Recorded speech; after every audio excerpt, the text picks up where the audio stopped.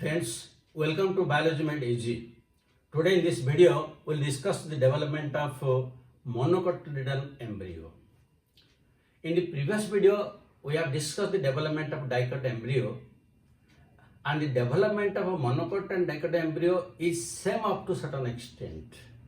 After that, you will find certain variations are there, and the mature endosperm development is a little bit complicated than that of the dicot embryo. So how it develops, let us discuss step by step. So suppose this is the zygote, and the zygote after taking rest for some time will develop into embryo, and with this rest the development of endosperm will take place so that it can get some nutrition. Nutrition is assured for it. So how it develops? First, this is the zygote. Now first it will divide into two cells. This is the basal cell, which is present at the micropylar site. This is the terminal cell, which is present at the chaladal site. Now the basal cell gives rise to suspensor like that of the dicot embryo, but here the suspensor is ill developed, less developed. It is not so big, consisting of 8 to 10 cells as in case of dicot. Here it will develop like this. This is the suspensor. It will give rise to only 4 to 6 cells. This is the suspensor. This is the basal cell gives rise to suspensor. We can write it is the ill developed. That is not much developed. And this is the terminal cell. In the initial stage, now the terminal cell will divide horizontally and then vertically to give rise to a globular structure. The terminal cell will now divide vertically and horizontally, and it becomes the four-celled. So this is known as proembryo. Up to this stage, the development of dicot and monocot embryos are same. Now after this, what happens? Now in the proembryo, there will be rapid development of cells. In comparison to suspensor, there will be rapid division of cells. It will give rise to so many cells. And the proembryo will now it will be globular. It will be globular. The proembryo will now become globular structure. That means the structure will be like this. This is the suspensor, and now it will be like this. It will be like this, having so many cells, because rapid cell division takes place here. This is the globular stage, this is the proembryo stage.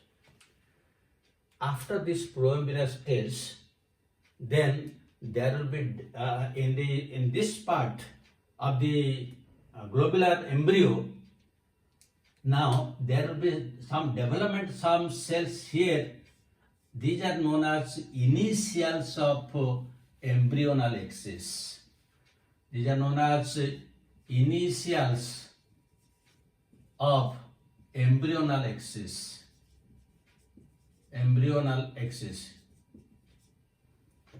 So this part will give rise to the embryo, while the remaining part will give rise to cotyledon, and in case of modern monocots, the cotyledon is reduced and known as scutellum. So the next stage is scutellar. First is proembryo, then globular, then the next is scutellar development. That means there will be development of scutellum. So how it is developing, now you see. Now it will look like this.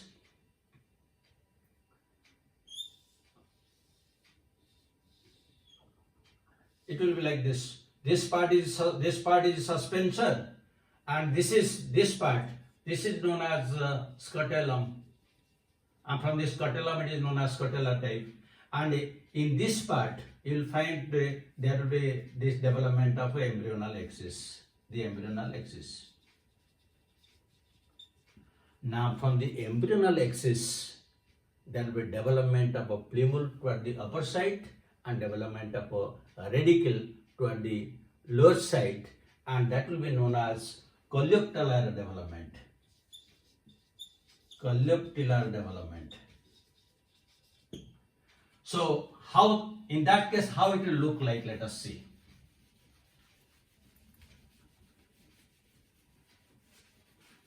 So in that case, the whole thing will look like this.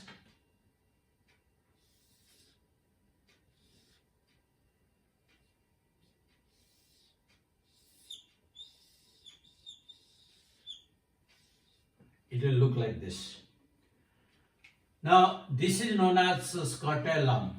This is known as scutellum, and this is the cotyledon. The reduced cotyledon in case of monocot, and there is a single cotyledon. So it is therefore the plants are known as monocots, because mono means one cotyledon is there. Now this second cotyledon is very much reduced, and this is that second cotyledon. This is known as epiblast. Epiblast. This is the reduced cotyledon. It is vestigial almost, having no function. Now this is the embryonal axis. This embryonal axis has developed in this part. So you'll find in this part, this is the plumule and this is the radicle.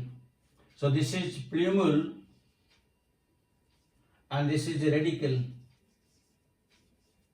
Now the plumule is surrounded by or protected by, the plumule is protected by structures known as coleoptile. Coleoptile. So from this name, the coleoptile development is known. And the radicle is protected by structures known as coleorrhiza. Coleorrhiza. So this is the development of embryo in case of monocots. And particularly in case of monocots, the development of embryo has been studied in case of G-maize. Also it is studied in case of Luzula, then maize, then allium, so many species studies. But this type of development that I have discussed is that of the G-maize.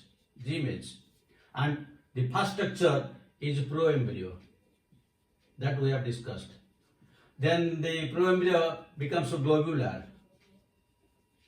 Then it becomes scutellar from the word scutellum, and then it becomes coleoptile from the coleoptile.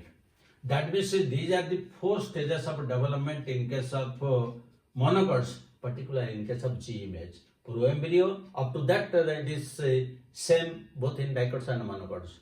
Then it becomes a globular, then scutellar, then a coleoptile.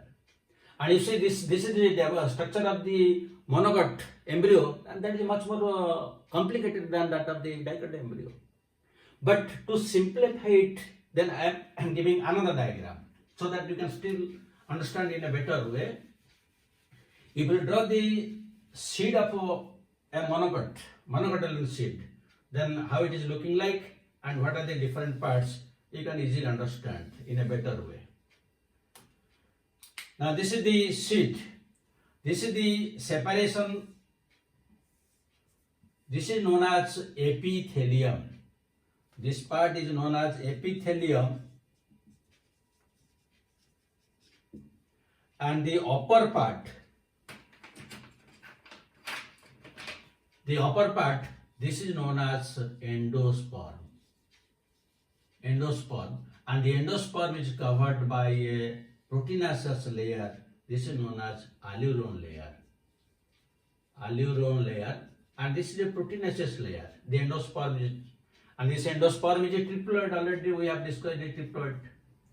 So what is that? Is the triploid. So that is the endosperm side. Now this is the embryonal side. In the embryonal side, again you will find that this is the plumule, and this is the radicle. Now the plumule is protected. The plumule is protected. This is known as coleoptile. This is coleoptile, and it is protected by means of a coleorrhiza. So you see radicle is there, plumule is there, endosperm is there. Now where is the cotyledon? The cotyledon is present in this part, but it is very much reduced. It is not conspicuous. So this part is known as scutellum, and this scutellum is nothing but it is a cotyledon. So you see, it is much more complicated than that of the dicot embryo, but these are very important from examination point of view. Even if it is difficult, you have to remember, diagrammatically remember, because sometimes in the examination the diagram will be asked and this different labelings will be given A, B, C, D, and you have to identify which is what. Then the function is different. So you have to remember it, both the diagrams you have to remember in your third eye. What do you mean with third eye? Take a snap with your eyes, and during examination, when you will find the question is there, open your third eye, and you will find whatever is there in blackboard, that is just printed in your eye, and you will be able to answer all the questions. That is the way you have to remember all the diagrams. So this is how the embryo develops in case of monocots. Let us discuss questions.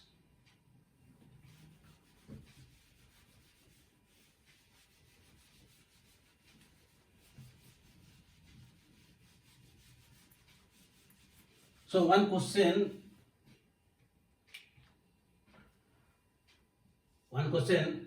the reduced cotyledon in monocots is known as A choice scutellum, B choice epiblast, C choice coleoptile, D choice coleorrhiza. Second question, the single cotyledon in monocots is A choice scutellum, B choice epiblast, C choice aleuronelayer, and D choice none of the above. Then one third question you can take. The aleuronelayer is A choice haploid, B choice diploid, C choice triploid, and D choice difficult to guess. So these are the type of questions asked. There are so many questions, but we will discuss them later on. These are also some of the very good questions I have given you. Thank you very much for watching the video. God bless you. Have a